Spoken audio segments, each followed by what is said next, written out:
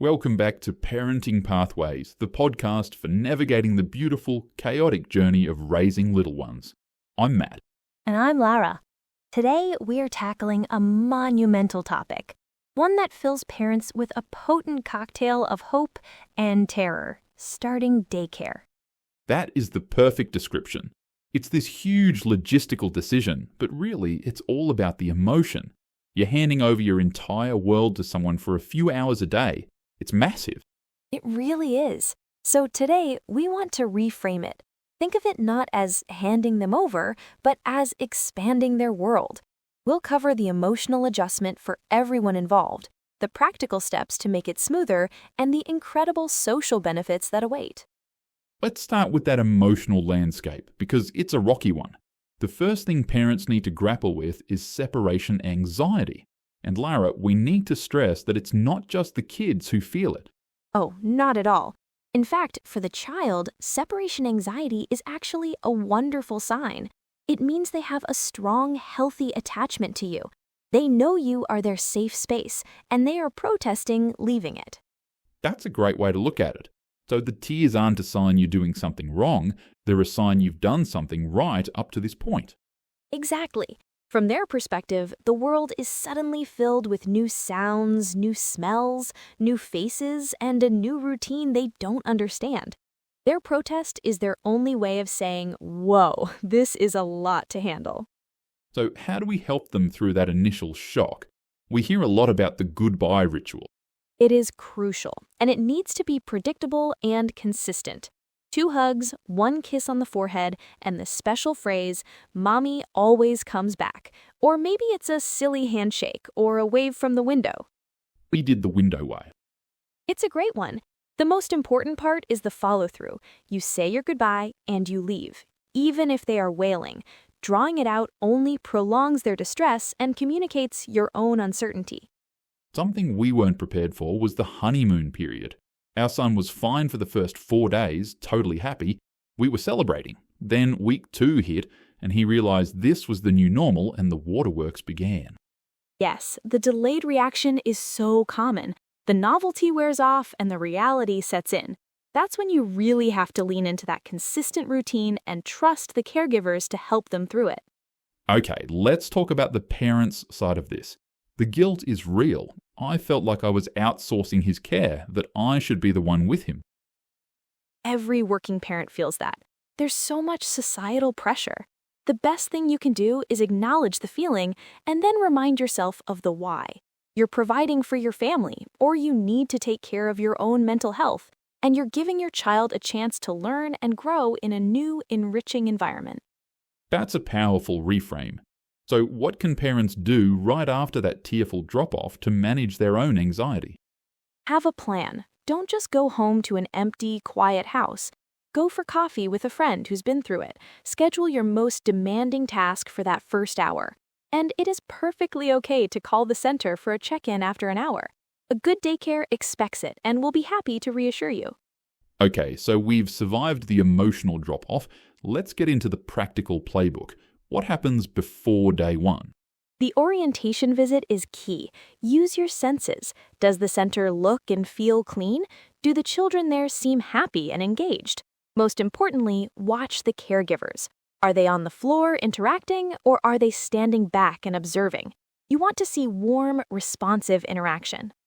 Right. Are they making eye contact with the kids, using gentle tones? Exactly. Another great tool is to create a simple all-about-me sheet for your child.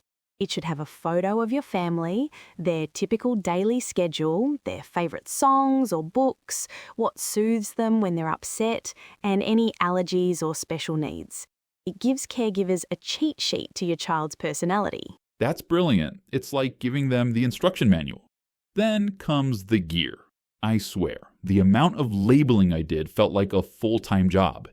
Everything from bottles to the inside of every single sock. It's a lot, but so necessary in a room with 10 identical-looking sippy cups. A pro tip, use fabric labels or a good permanent marker on the clothing tags. For shoes, put a sticker cut in half in each shoe so they can learn to match them up to make the picture whole. It helps with their independence. That's clever. And this all ties back to communication, right? Knowing what to ask, what to share, and how to build that partnership with the staff. Absolutely. Ask what the best way to communicate is. Is it through an app, a quick chat at pickup, email? Respect their system.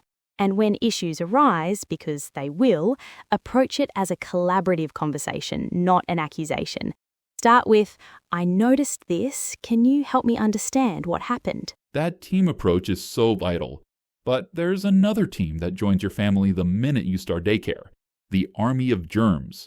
We have to talk about the constant sickness that first year. That's such good advice, a team approach. Okay, let's pivot to the grand prize, the reason many of us do this in the first place, the socialization goldmine.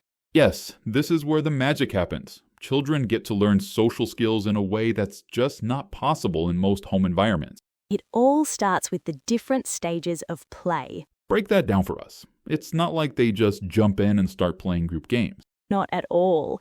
First, you have solitary play, where a baby is totally engrossed in their own toy. Then comes the classic toddler stage, parallel play. You'll see two kids in the sandbox, each with their own bucket, playing alongside each other but not interacting. They're aware of each other, learning by observing. Just checking out the competition. Then it evolves into associative play. They might both be at the art easel using different colours, but they start chatting. I'm using blue, I like your red. Finally, you reach cooperative play, the holy grail, where they work together on a shared goal, like building a block tower. But getting there involves some tough lessons, like sharing, and the even tougher stuff like hitting or biting. How did daycares handle that? That's a big fear for parents. It's important to understand that for young toddlers, these actions are usually not malicious. They're a form of communication. They don't have the words to say, you're in my space, or I wanted that toy, so they use their bodies. That makes sense. It's an impulse. Right. A good caregiver will intervene gently but firmly. They'll separate the children, focus first on the child who was hurt, and then address the other child at their eye level. They give them the words they're missing, saying, it's not okay to hit. Hitting hurts.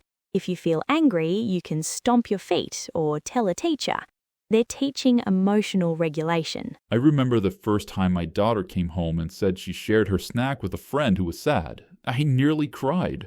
It was this moment where I realized she's learning empathy in a way I couldn't have taught her on my own. That's it. That's the core of it. They learn to see things from another's perspective. They learn to wait their turn, to follow group instructions during circle time, to celebrate a friend's success. It's building the foundation of being a good human. So, as we wrap up, let's summarize the big takeaways for parents on the edge of this new adventure. What's your final advice? I think it boils down to 3 things. First, grace. Give it to your child as they adjust, and give it to yourself as you navigate your own complex feelings. There is no perfect way to do this. Grace. I like that. What's number 2? Second, communication. View your daycare as a partner. Build a respectful, open relationship with them. You are a team with one goal, helping your child thrive. And all that the third, trust. Trust your child's resilience. Trust the caregivers you've chosen, and trust the process. After a few weeks, the tears will fade, and you'll see a confident little person who is excited to go to school and see their friends. And that is an incredible feeling. This isn't just dropping them off, it's opening a wider world for them. It's a positive, wonderful step in their journey of becoming who they are. Couldn't have said it better myself. Laura, thank you for guiding us through this. And to all our listeners, especially those with a labeled bag packed and ready by the door, you've got this. Thanks for tuning in to Parenting Pathways.